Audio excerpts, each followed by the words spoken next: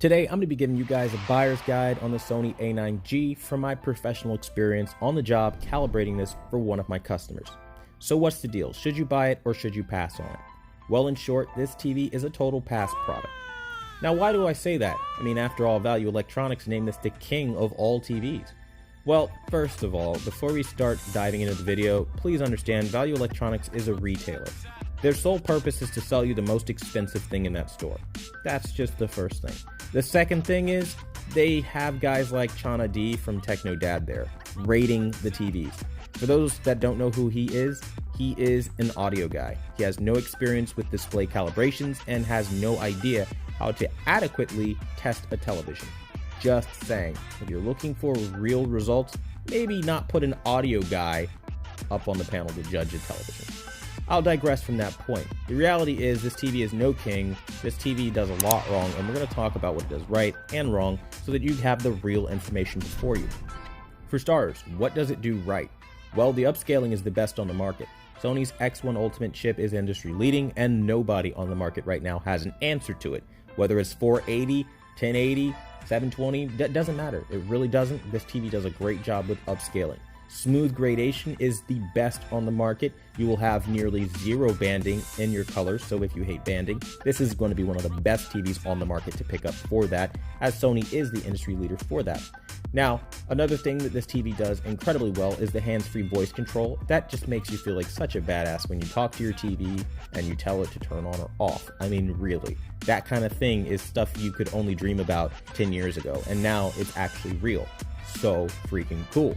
Now, we talked about some good things, but it's not all rainbows and butterflies either, guys. The reality of the situation is when you look at black levels, sometimes, depending on the content, you can run into black crush.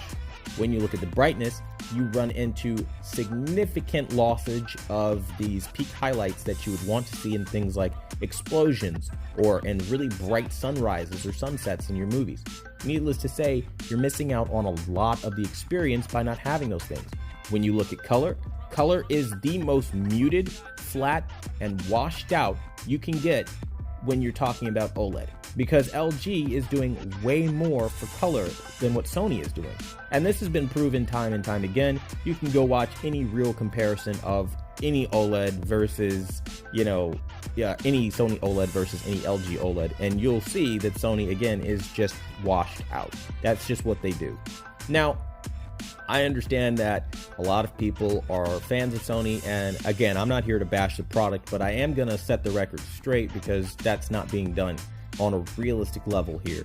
We have to rate products on an overall basis and not just on their strongest points while neglecting all of the negative things. While we're talking about the negative things, let's just talk about the fact that you're arbitrarily forced to buy this particular OLED over all others from Sony. What do I mean by that? Well, the Sony X950G launched and they have a nice new metallic remote. Problem is, they have horrible black levels. If you don't like horrible black levels, well, then you need to upgrade to OLED, don't you? Well, let's say you don't have that much money. You want to upgrade to the Sony A9G. Well, that's cute, but you're not going to get that new metallic remote now because they took it away and gave you the cheap, ugly plastic remote found on entry-level Sony TVs. If you don't like that, well, we have an answer for you.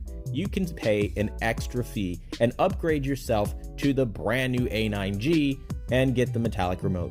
I don't know about you, but when you're spending upwards of $1,500, it's not unreasonable to want the remote, especially when they put it on a TV like the Sony X950G, which is ranked lower than this particular display.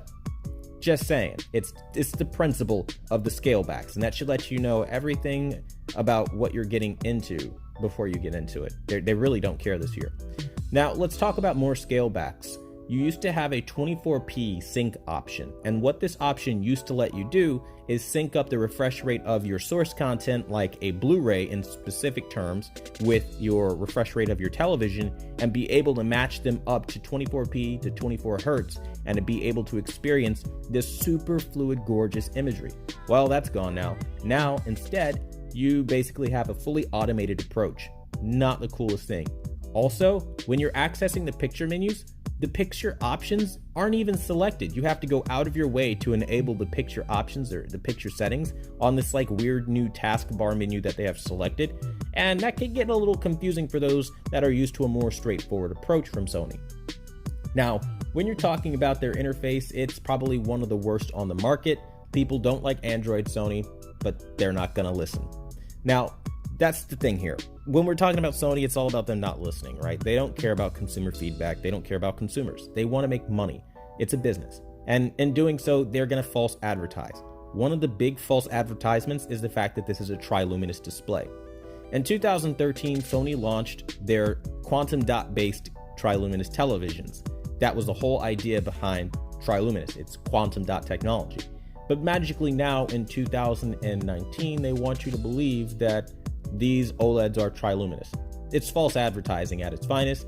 This is not a triluminous OLED, or rather a quantum dot OLED. It does not exist.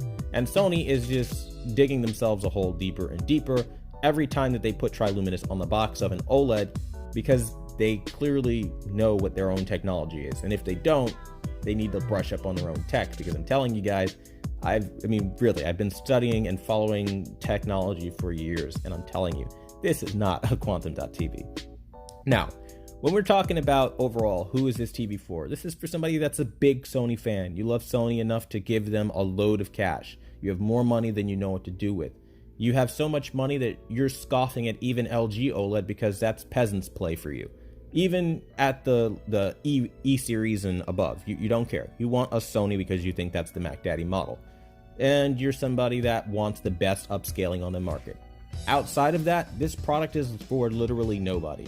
Literally, I can't think of a soul alive who would be better off buying this over an LG OLED. There is no difference in that panel. That panel comes from LG, so the difference comes down to the processing. And yes, Sony's upscaling capabilities are wonderful and beat LG by a mile. That's upscaling. What about the rest of the TV?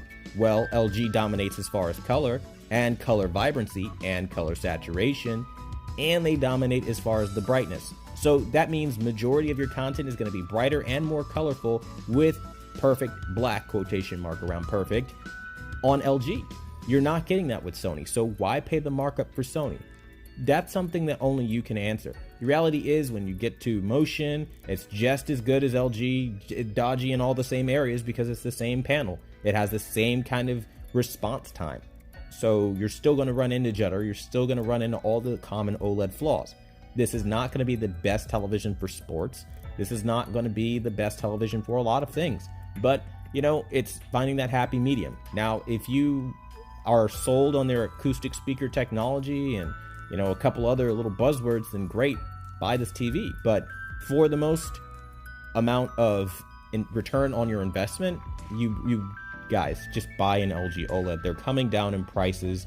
They're so much more affordable. You can buy a C8 right now for like $15.96. Really, they even go even lower than that come Black Friday. Really, I myself got the LG OLED E8 for $12.96 on Father's Day. Really, wait for sale days, and you can find yourself a really good deal on OLEDs that, again, perform incredibly well. That being said, if you like this TV, do what you want to do. I really hope you guys appreciate this level of honesty and somebody being real and genuine with you. If you do, smack a like on this video to show your support. As always, thanks for watching the #1 brand in honesty. Let me hear all of your thoughts and comments in the comment section down below, as I greatly appreciate reading through and understanding how you feel about these products. Until the next video, I'll see you guys later.